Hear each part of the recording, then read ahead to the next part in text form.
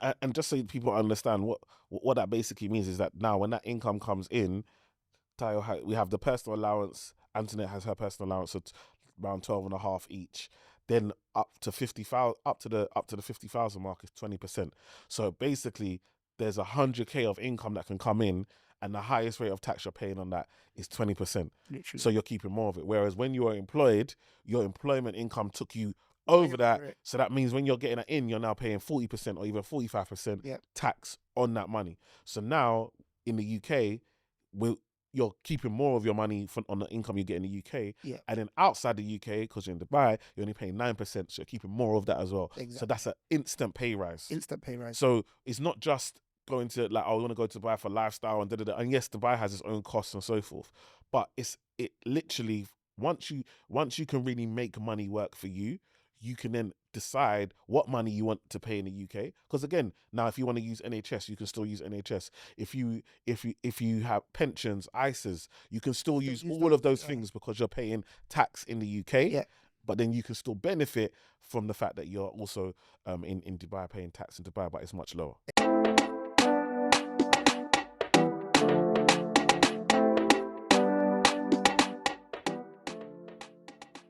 Yo, people, welcome back to the Bread and Butter Podcast. You're here with myself, Tayo. And myself, Eman. And I'm happy to be in the building. Eman got a fresh trim. Hey, check it. Yo, Check I see the it. fade is faded. Nah, the fade is... The first thing I said to you when you walked in here today. It's crazy. It's crazy. What's going on? We thank God, man. We thank God. You know what? To be honest, I was doing content. I did content with Mims, innit? And I was talking about, I'm not the best looking, innit? And these are like, you just need a fade, man. So I was like, you know what? Let me get the fade. Apparently, my looks have gone up again. Bro, a trim is everything. It makes a big difference. A trim is everything. And they always say that sometimes when a man's got a full beard, like it averages everything out anyway. Exactly. Facts. It averages everything out, bro. Facts. But yeah, man, the podcast with you and me was going well, bro. We're Aye. enjoying it, bro. The clips are making sense. Like, bro, you know what it is, yeah? Is that I just get to be myself, have fun. You know, I can tell you get to be yourself. Because I think Some of them clips, I'm saying, yo.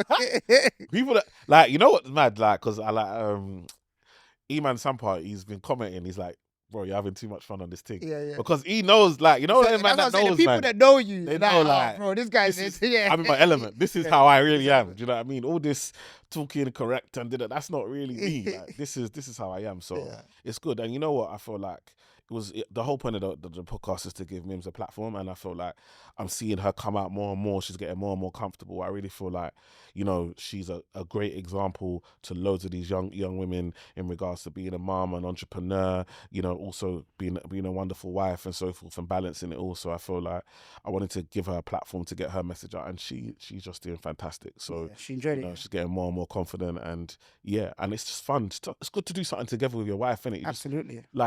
It's just good to do something fun. So we get to work together, we get to live together, we get to raise our kids together. It's just another thing we do together. So yeah, it's been fun, man. No, that's lit, man. That's lit, man. How's your week been anyway? The week has been good. You know what? I realized that actually I need to be out a bit more. I'm a bit too in the yard. Same. I need to be out a bit more just because I feel like the world is starting to get back outside again from the pandemic. I think things are finally happening, so I need to get back into my networking bag. Like, obviously my network is sick, and I think sometimes you can be reliant, but people don't know move don't grow. Do you know what I mean? And so for me, it's like, okay, yeah, I've got a great network around me, I've got a great personal brand and so forth, but at the same time, there are other people I need to meet, other people I need to get to understand how they're being successful, what they're doing well and so forth to really get to the next level. So I feel like, definitely, if you lot are networking, you're going to be seeing me out there. I'm going to be out a lot more now. Facts. Makes a lot of sense, man. Yeah, I think that my week's been good, bro. Just obviously back in the UK. I feel like it's tough when I'm back in the UK because I come here with a strict schedule. Yeah. So celebrated weddings. Yep. Obviously filming a podcast. Obviously doing a bit of other stuff as well.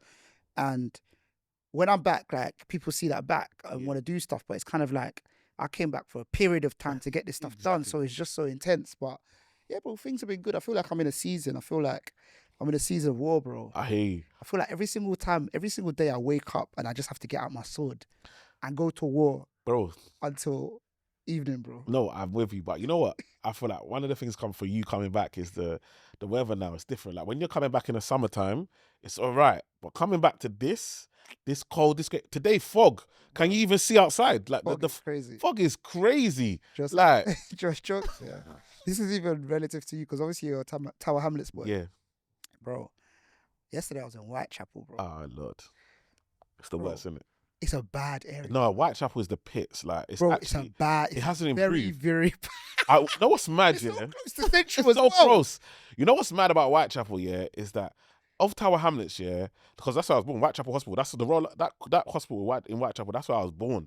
Like the maddest part about it is where the rest of Tower Hamlets has grown, like new buildings, new developments. It just stayed grimy. Bro, Whitechapel is a very bad area. Very bad. It's very, very, Very bad. bad. And everyone knows, and we just act like we don't care. Bro, I took a picture and put it on my story and I just said, man. I never knew what I was talking about. No, I don't think anyone. Like. There's no place like. It's just stuck in a time zone. It's just the market is still there. Like when you go Portobello, you can't compare it. Like other markets have. Even Dalston, like It's upgraded. Yeah. No, this has just stayed the same. The buildings are the same. Like the bare decor, graffiti, everywhere. just bare dirt, bare trash on like everywhere. This is a main London road. Like bro, it's bad. And then central bro, London. Allgate is right there. When I arrived, I could see the gherkin, bro. I could see the gherkin, bro. Allgate is right there. The city of London is right there, and it's madness. Like it's on Monopoly. That's how big Whitechapel is, and bro, they're not even respecting themselves. Bro, no parking. Everyone's double parked on double red lines. Bro, you just gotta take the ticket, bro. There's no park, and even the place where you park, they're gonna break in your car. They're gonna break in your car. You can't. There's no point. You're either gonna pay the ticket or you're gonna pay for a new window. Which one do you want? It's a mazza. It was a mazza. I said that I have to raise this one, Eman. No. Whitechapel is gone. It's always been like that. It's always been like that. Gone. But I wanted us to speak about something specific today. Be quite intentional. Wait, before we get there, being intentional. See, today, we must book my Dubai flight. I must book a date so I can book my Dubai flight today. Yes. So that we record in Dubai again. Let me find a quiet. So we have to find a period. We have to find a period where you go because I know you're flying out now and you're not going to be back. And it's my turn to be honest. You're my excuse to get into you're my excuse. Like, oh, bro, I got to do the pod. Yeah, you have to, yeah. Like, so, can't keep coming here. So you lot get used to the fact that we're going to be taking it in turns. Different cities. This is a global podcast. It's a global podcast. It's a global podcast. And that reminds me, guys, as you know, we got the Patreon that's live now. Come on. Now, you know what?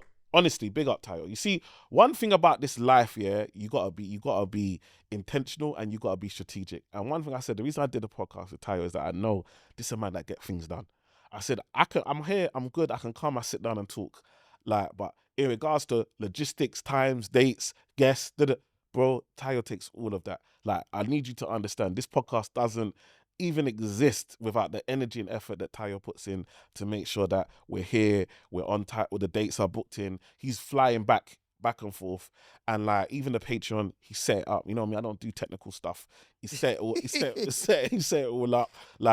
And I'm so glad you guys are enjoying it. But big up, listen, help me in the comments. Please say thank you to Tayo for the podcast #1.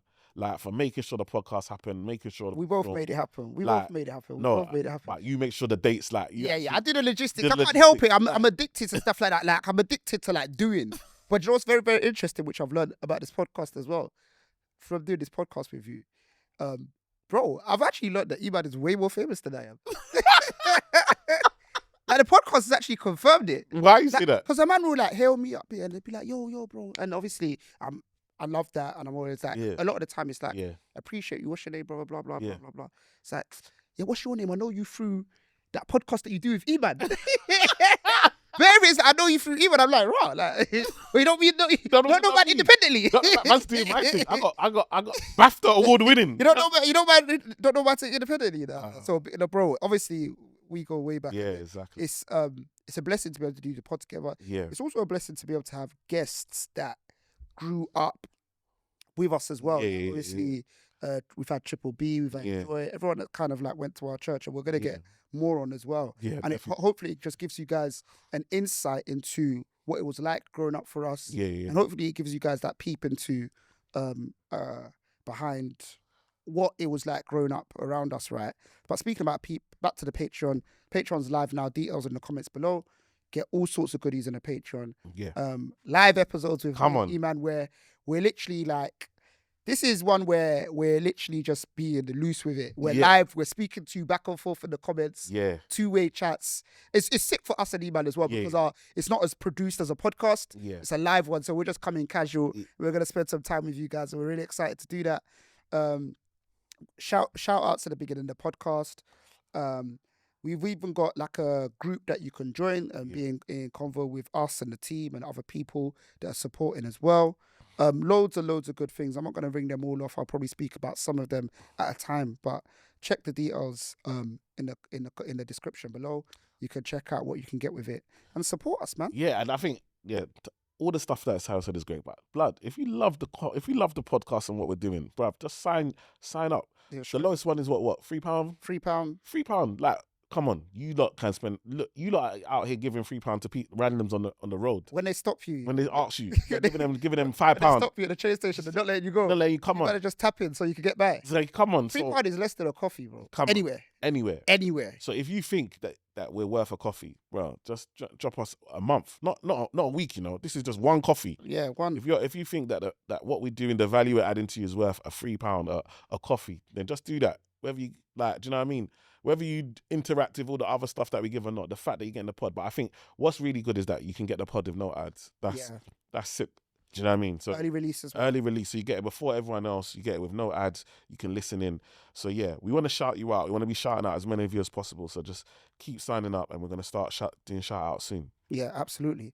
So today's episode, I wanted, as I mentioned, to have something like kind of laser focused. Right? And it's one that a lot of you that are watching or listening may have questions on, which is how can I invest a certain amount of money? Yeah. And I think we should start with the 10K mark because I see that a lot of people do ask that on, like, people make YouTube videos about it and like and they make YouTube videos about it because a lot of people ask that question. Yeah. So for people asking Q4 2025, they want to make that change, right? How do I invest £10,000? Yeah. I'd say lump sum. What sort of things are you thinking? Yeah, I think you got a few options. It depends on your goals, right? So if your goal is to increase that money quickly, then I think for me then look at a side hustle, look at investing in a business, look at how you can make that work.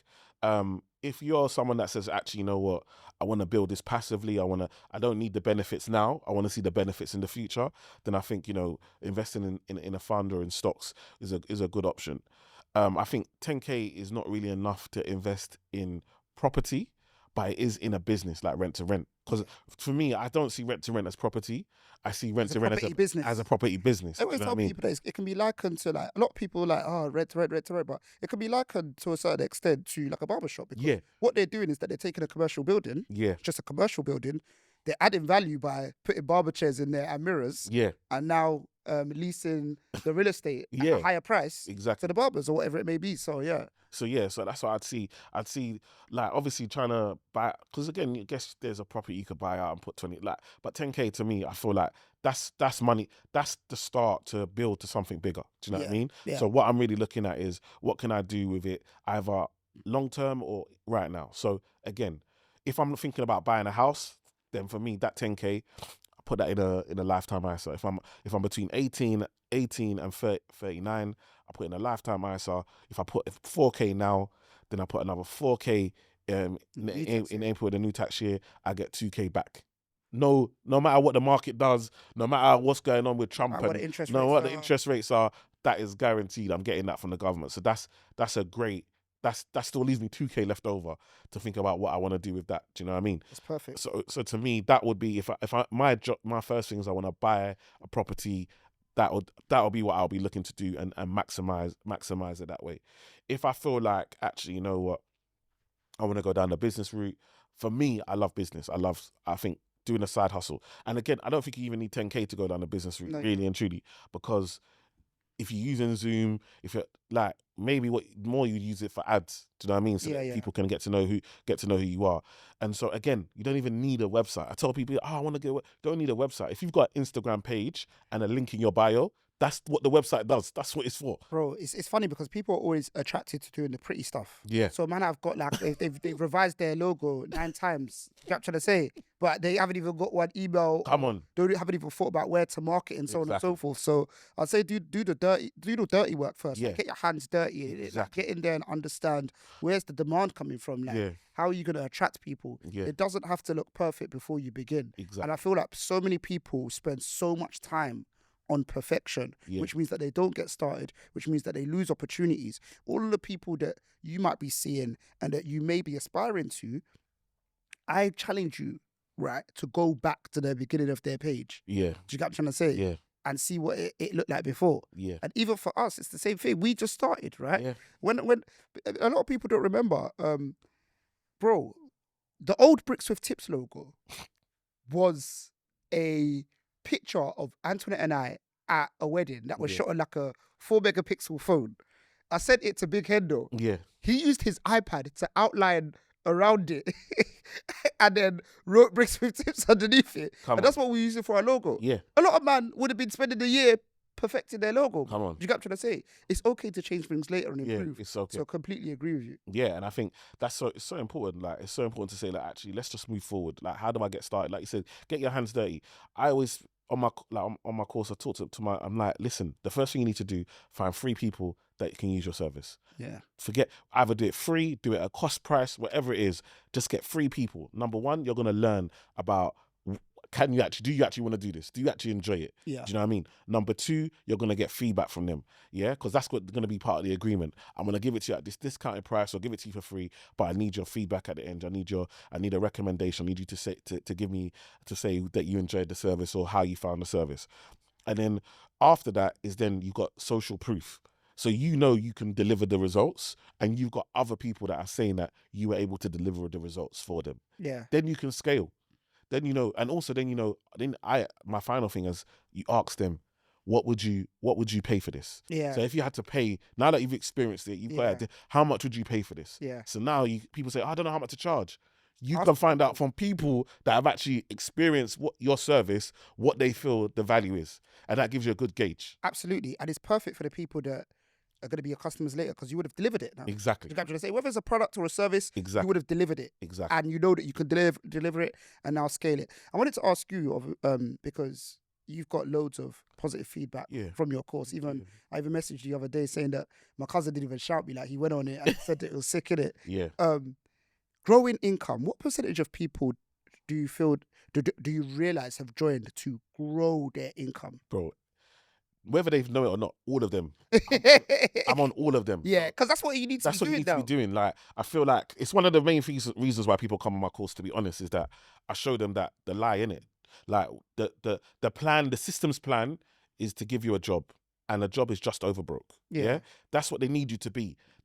If you're an economist, if you're a member in government, in parliament, the more people you can get just over broke. And what just over broke means is that you have just enough money to pay your bills, so you're not needing the society, you're not needing benefits, you don't qualify for any benefits or any support. Yeah. So you have enough just to support yourself, but that's it. Yeah. Do you know what I mean? So that way, because again, we're going to be able to tax you, so we get your tax money that comes in, but you're not taken out of the system because you don't qualify for any benefits. So true.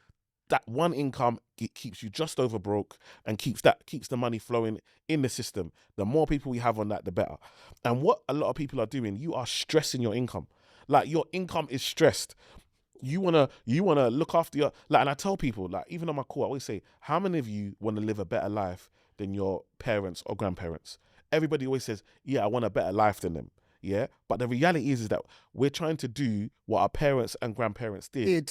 But we can't it's a different time. Yeah. Our parents and grandparents are buying houses for 60, 80, 100K. Yeah. Now that's our deposits. Yeah. 3 times their income. 3 times their income. Now it's 10 times the income. Yeah. So our parents and grandparents had one person going to work and they could have a wife and 2 kids. Yeah. And everything was fine.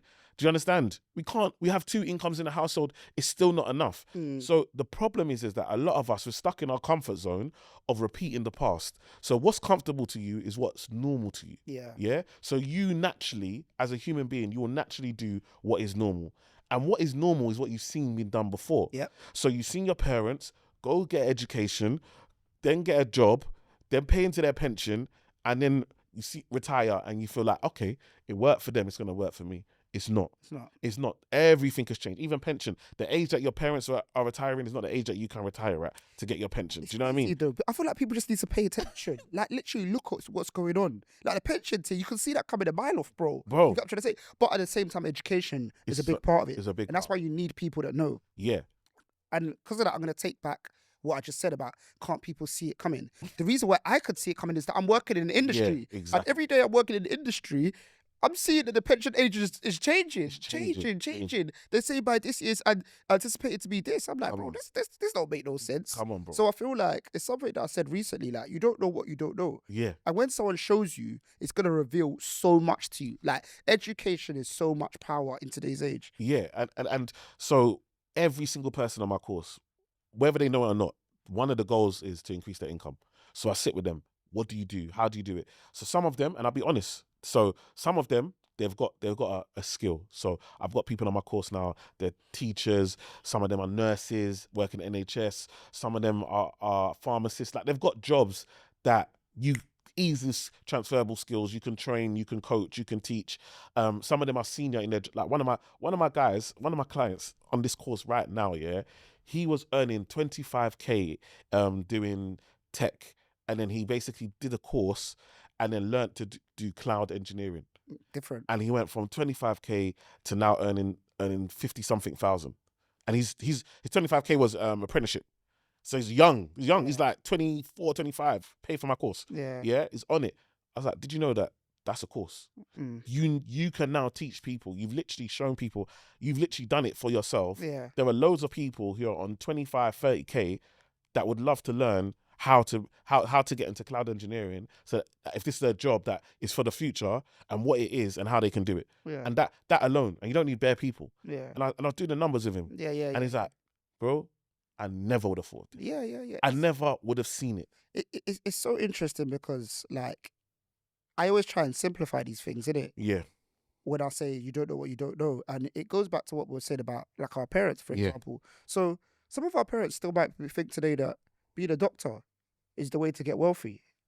Like, they literally don't know that there's social media content creators that are earning 4 times as much as a doctor. Bro, I feel like this is one of the things if I ever get into government, this is one of the things I got a campaign for.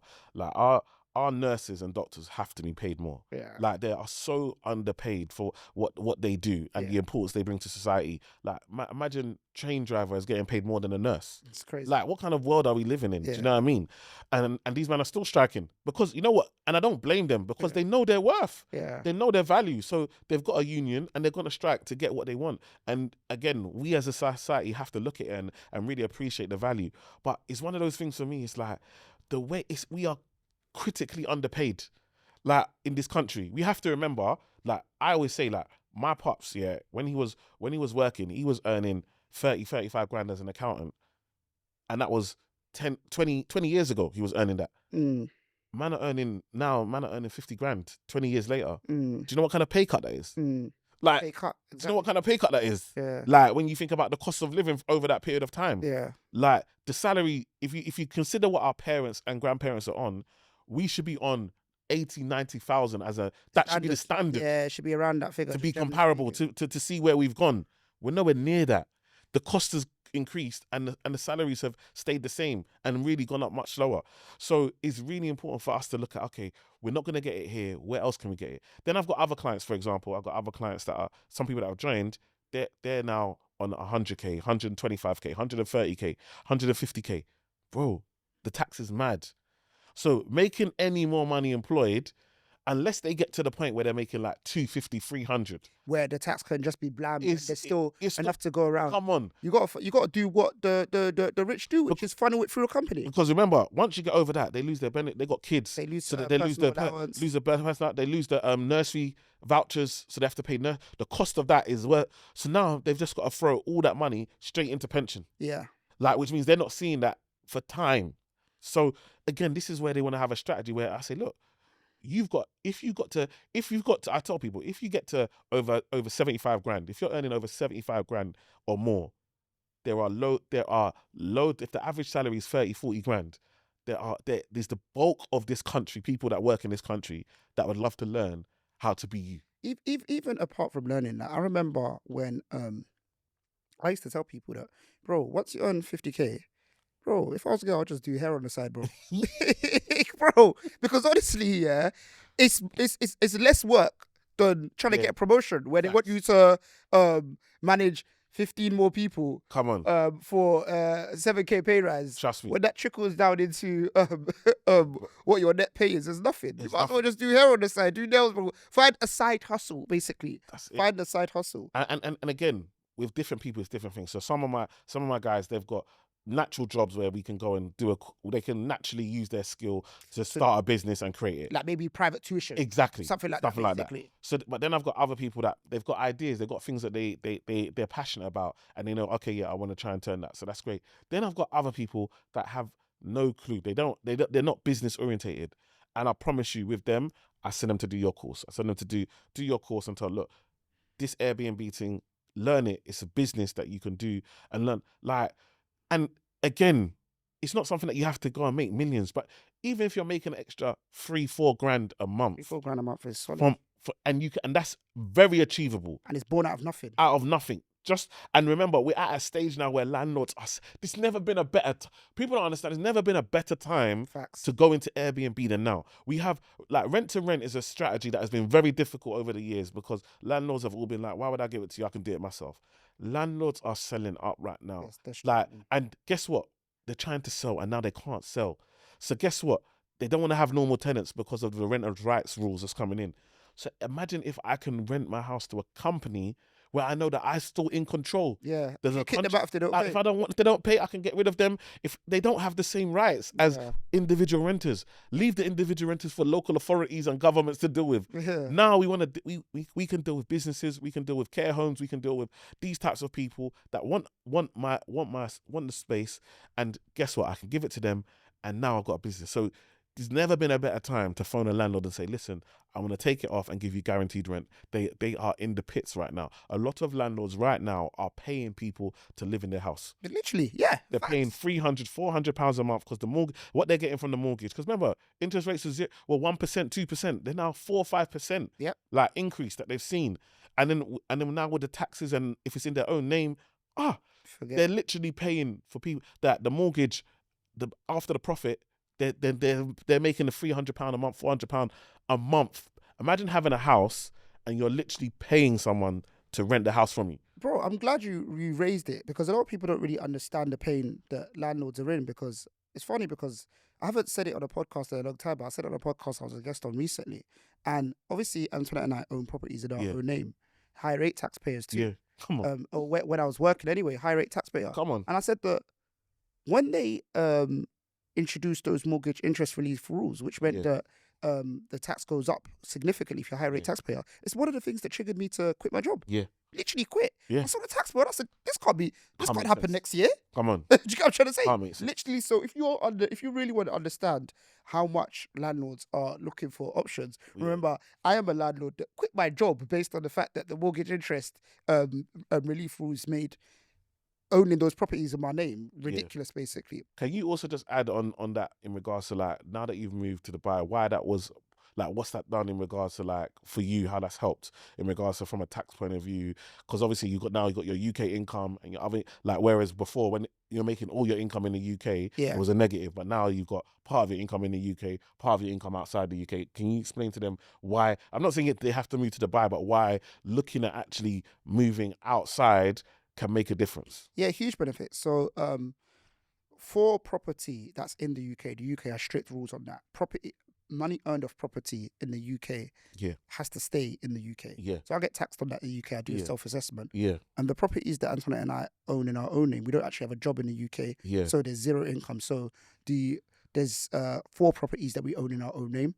And with the revenue, it doesn't come up to a mad thing, so that Yeah. mortgage interest relief was as big as a problem So, as it was but before. just to clarify, because that's for that in his own name. He's got other properties that they own within the company. Yeah. We've got Just to be clear, because yeah. for the thing, Bricks only got 4 properties. Like, no. We've got, obviously, after the mortgage interest relief stuff. So Yeah. I think we made 4 properties in 4 years. That's when we started Bricks with Tips, which is 2015. Yeah. So after that, all of the properties we bought have been in companies. Anyways, I say that to say that obviously before it was a big deal, because when I was working in Bank of America, I think the salary I ended up was like 70,000. That's the starting point. Yeah. And then property income comes on top. Exactly. And they're all taxing that at a mad rate. So now that's all the way at zero, and it's just the property income basically. So with the companies that we had in the UK, we kind of mirrored them in the UAE. So other companies that are not property related are based in the UAE, and then we can earn in the UAE as well. Obviously, we have the real estate agency as well that allows us to earn in AED in the UAE as well. How it works in the UAE is that we get a small corporation tax of 9%, I believe it is. Yep. And then everything we just withdraw into our account basically, because there's no tax on your personal income. And then we've got small companies that we're winding down in the UK, the ones that are non-property related basically, that we're winding down in the UK, which just means that we've got a slimmed down self-assessment that we have to do, and then the UAE is a lot simpler. Which is great, basically. And just so people understand what that basically means is that now when that income comes in, Tayo, we have the personal allowance. Antoinette has her personal allowance of around 12.5 each. Then up to 50,000, up to the 50,000 mark is 20%. So basically, there's 100k of income that can come in, and the highest rate of tax you're paying on that is 20%. Literally. So you're keeping more of it. Whereas when you are employed, your employment income took you over that. Right. So that means when you're getting that in, you're now paying 40% or even 45% tax on that money. So now in the UK, you're keeping more of your money on the income you get in the UK. Yeah. And then outside the UK, because you're in Dubai, you're only paying 9%. So you're keeping more of that as well. Exactly. So that's an instant pay rise. Instant pay rise. So it's not just going to like, I want to go to Dubai for lifestyle and da-da-da. And yes, Dubai has its own costs and so forth. But it literally, once you can really make money work for you, you can then decide what money you want to pay in the UK. Because again, now if you want to use NHS, you can still use NHS. If you have pensions, ISAs, you can still use all of those things because you're paying tax in the UK. Yeah. But then you can still benefit from the fact that you're also in Dubai paying tax in Dubai, but it's much lower. Exactly that. So I mentioned that to someone. So UAE tax resident, but still British citizen, right? Mm-hmm. So it's like double benefit. You mentioned something earlier, which I want to go back to, and I really want to address listeners of the podcast. You were speaking about the fact that like income hasn't increased in 20 years. And if you're earning over, even for the people that earn less and the people that earn more, we're in a chiz, so on and so forth. Listen, even if you take away one thing away from this episode, for me, it has to be that if you are a listener of this podcast and you listen to 5 episodes of this podcast, please do not be someone that just speaks about the problems and doesn't move, doesn't take any action. You're not a tree. Do you get what I'm trying to say? Because sometimes I see people online, you know me, I use Twitter a lot. Yeah. It's just complain. Like, you think you're going to change policy? Like, you think your tweets are going to make something happen? You have to get out there and create your own destiny. I think that is so, so important. Like, for you that are listening to this podcast, and if you've been tuning in, like, you have to create your own reality. Right. You see, with me, when policy changes and that, there's nothing I could do anyway. So I just have to, and I'm just talking about someone who's navigating what I've got already. Yeah. I have to navigate what I have. Do you get what I'm trying to say? So even if we just keep it property-wise, I've lived through mortgage interest relief increasing, stamp duty getting worse, renters reform bill, stuff like that. And I took action on all of these points. Do you get what I'm trying to say? Be solutions based. Don't just watch the world move around you and be someone that just gets flogged left, right, and center. If you know you need more income, what are you going to do about it, right? And hopefully some of the gems we're speaking about today are going to help you. Yeah, and I think it's so important. What you're saying, just to kind of round off, is that no one's coming to help you. And the reason, when I really realized no one, like this government, they don't care, they're not coming to help, was the pandemic. Yeah. So we got this disease spreading. We got people dying. And at that time, these men were filling their own pockets. It's crazy. These men were giving contracts to, like, imagine, man have been doing the masks and all that, selling this stuff for years. Big companies. Yeah. They brand new companies were created and contracts were given to their friends, which you know that they were eating off the back of and supporting them. And it's like at a time when we need the best, PPI, whatever. I forgot what the PPE was. It PPE. PPE. We need the best solutions to make sure people are most safe. These guys are buying stuff 40, buying stuff. They got new company, and that's when I knew that no matter the situation, these men will only ever look out for themselves. Do you know what I mean? And so when we see that even this Labour government that we thought, okay, Labour has always been different. When we see that even they're putting properties in trust to try and avoid tax rules that they're putting on us, they're increasing our taxes whilst looking at ways that they can avoid tax. Yeah. They're putting tax on renters, on landlords, while they're increasing the rents on their tenants. Yeah. It's insane. These are the people that are in power. So and it doesn't matter, conservative, reform, Labour, they're all the same. They don't matter. They're all the same. And so for me, it's about no one's coming to help you. These men are going to help themselves. If you benefit, it's only because they benefit. Do you understand? When they're helping you, they're helping themselves. Do you know what I mean? And when they can just help themselves, they'll forget about you. So it's up to you to decide, what are you going to do for you to change your situation? Yeah, absolutely. Absolutely. I couldn't agree more. And that's why podcasts like this are important, because you've got that regular touch point so that you can hear the real, basically. Facts. You're not listening to the media. You're not listening to everybody say, woe is me online. Like, Come on. we're actually doing stuff here. And, sometimes it's good to see your peers doing stuff here. So just a quick reference to the Patreon as well, where we're going to have the group, because you're going to be around people, not just Eman and I, but other people that are actually doing stuff and actually, like I mentioned at the beginning of the episode, getting out their sword every morning and fighting. Because you have to fight. It's a battle. It's a battle. But look, we're winning, man. We're winning. So we're winning day by day. So I think the final thing to conclude on around the 10K was the fund, didn't it? So what does that look like for someone putting in a fund? And I guess one thing that you mentioned, which I love as well, is that you addressed, I love the fact that you address people that want money today. Yeah. And people that are willing to wait. Because sometimes it's an age thing. Yeah. Sometimes people are a bit older and it's like, do you know what? A mutual fund doesn't even make sense for me, because mutual fund not mutual fund, but just a fund in general.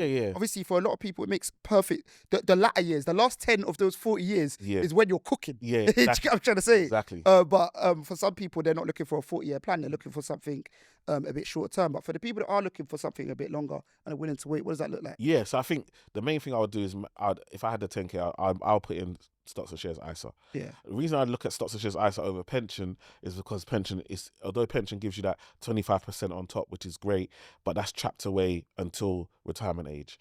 And for me, I feel like I always tell my clients, everyone, even in my community, on my course, I look at their pension scheme, look at how much they're paying in. I tell them, look, we want to be paying in between 10 to 15% comfortably. That could be between you and your employer. It doesn't have to be, because remember, you get what you put in, what your employer puts in, and the government. So that 10, 15% can come from that. Once you got that, then we want to be putting money in a stocks and shares ISA, so we can look at building for the future and growing that way. So that would be what I would say do with it. But I get why some people might say, oh, I want to just build up my pension and so forth. But that means that you're really looking to say that you want to keep working until probably 58, 60. I don't think that should be. I think having a stocks and shares ISA means that if I want to retire at 50 and I don't get my pension till 57, 58, I can use my ISAs for that 10 years so that I can still do what I want to do and live life on my terms. Yeah. So I feel like that's really, really important. So I think stocks is important. Also, having a trading 212 or one of those types of platforms where you're now buying individual shares in companies that you spend money with, companies that you think are really, really good, companies that you buy from. Don't just be a consumer, be an owner as well. So 10K, like, you could use a part of that to do that. And again, you could do that within a stocks and shares ISA as well. Yeah, that makes perfect sense. All right then, my bro. Talk to us, man. What's your W and L of the week? W has to be, like, my kids are just fantastic. I saw your daughter's award. Well done, man. That was fantastic, man. Amazing. When the way the head teacher was talking on the stage, I was almost in tears, man. It's crazy. I was almost in tears, because if you know how she's at home, it's so good that when they go out in public, they know how to behave. Yeah. Do you know what I mean? Yeah. Like, I'm so proud of her. Like, I miss them. I can't wait to see them too. Yeah, soon come, bro. Yeah, soon come. Oh, you're making me sad. By the way, Mims cried when we left. when we left Dubai. That's how much we loved it. So yeah, no, it was a nice time. But yeah, same thing. You know, Ethan has started secondary school. Amazing. Ah, bruv, that boy. The school doesn't know what's coming. The school don't understand. They don't understand. No, obviously he's gone primary school head boy. Yeah. He's take that same energy. Yeah, of course. Every day. So they have the reward system. Every day, this guy, different teacher sending him. Ethan's got reward points for this. He's now form rep for his form. They voted him in. Do you know what I mean? Had a speech ready, everything. You know, the guy don't take everything serious. Yeah. Everyone else was talking off the top of their head. Even had a speech ready to go and delivered. So yeah, he's done that. You know, and he's just fantastic. You know, he's just doing so well. I'm so proud of them, how they're growing. Like Mali's about to be taller than me, and it's like Crazy. I can't believe he's only 13. Like, do you know what I mean? And yeah, and then the girls are having girls, bro. Trust me. You know, having girls is different for a father, man. Yeah. Like my kids, they're just so special. And my daughters, they look after me. Like, Daddy, do you want a drink? Daddy, can I get you this? Daddy, here's a pillow. Lay back. Daddy, rest. Guys, be quiet. Daddy's resting. Daughters are wonderful, man. Daughters are wonderful. I told my wife, listen, when they get bigger, when they're spending my money, I don't want to hear no talk. I don't want to hear no talk. Like, they've put in the work. Like, so yeah, no, my kids are making me really, really proud. I think I'm struggling to find a L. Like, to be honest, the only thing I can say is that just lessons. I realize that success brings envy, brings jealousy, brings people. Not everyone that you think is happy for you is going to be happy for your success. Yeah. I feel like one of my problems is that I always want to see the best in everybody. And so I've realized now that I've got to a level where I need to guard myself. I need to be a bit more protective of who I let into my environment and how, like me, I want to be friends with everybody. Yeah. Like, I'll meet you today. If we connect, here's my number, holler at me if you need to, like, that has to relax. Yeah. Like, I have to chill out on that, because I've taken a couple L's where I'll just say, like, people are just, is that how you're moving? I'm surprised, like, 'cause I've only shown you nothing but love. But I get it. Sometimes the maddest part is in life, what I realize in life is that you might see someone as equal, like we're just all human beings trying to build, but someone rates you so much that they see you as competition. Do you know what I mean? Yeah. And because of that, their intentions are different and are changed. So that was a L for me. Yeah. Stuff like that is tricky, isn't it? Do you get what I'm trying to say? I think that for me, I think that quite some time ago, I just started just cutting through, basically. You can't control what other people do. You can only control what you do. Yeah. And I realized that I got to make what I do not be impacting with what people's response is going to be. Yeah. I always used to give the example, that, like when you hold a door open for someone, like if they didn't say thank you, a natural response is to be fuming. Like, you didn't say thank you, innit? But then when I was younger, I used to ask myself, why did I hold the door open for them? Is it so they could say thank you? Or did I just want to help them? So does their response matter? Yeah. And I've started just cutting through this world with, I don't care what your response is. You know what I'm going to say? Yeah. Like, I'm just going to do what I feel is right for me. Yeah. And let's look, the God I serve, maybe, like, because sometimes I say to people, rewards aren't always linear. Yeah, facts. Do you get what I'm trying to say? There's so many blessings that I've had that I can't explain. Yeah. Maybe it's because I've been pouring into this person that's been giving me nonsense in return for 5 years. Yeah. Maybe it's coming from him. Yeah, I've been doing exactly. this, in it. You get what I'm trying to say? So it's one of those things, but it's definitely very, very tricky to navigate. Yeah. Especially the more, like you mentioned, exposed you are, really. Yeah, you know what I'm trying to say? yeah. I'll keep my W and L's very short and sweet. Repeating a W, I mean, Olivia getting that Principal's Award in school, amazing. We're so proud of her. She was so brave and so confident going onto the stage. Yes. And they had such nice things to say about her. And my L is go Whitechapel. Yeah, nah, that's the L. The L. I had to go Whitechapel on foot. It was raining as well. Horrible scenes. Oh, I realised because you did My Man's podcast. Yeah. Like, they moved Big up over there. Atto, Savvy Wallet. Yeah. Big up Atto, my guy. Yeah. By the way, Atto's a big up, and that's the thing as well. You know, sometimes you got a big up man. There's no competition in this thing. Like you know, make sure you tune into Savvy Wallet. Atto's been at it for long, man, doing this thing. Very, very consistent. We was talking about his consistency on the podcast. Like, I've been meaning to get on there for a long time. And we need to get one. We referenced a lot of before. Like a lot of people started ages ago, innit? You get what I'm trying to say? A lot of people started ages ago, and I said that he's one of the guys that I remember started ages ago. Yeah, when we film, probably next year, because I think the next pod will probably, I don't know. Next one's be Dubai. Next one's gonna be Dubai, so I don't know if we'll do another one this this year in the UK. But when we start back in next year, then I think definitely we'll get Ato on, because I think his story is amazing, his consistency is fantastic, and he's just a lovely person. Yeah. So that'd be good. All right, guys, we've been Tyon, Eman, and Bread and Bar. Make sure you like, share, and subscribe. Yeah. Make sure you drop the comments, man. And join the Patreon, man. We're waiting for you, man. We're waiting for you. We're there. Love, man. Peace.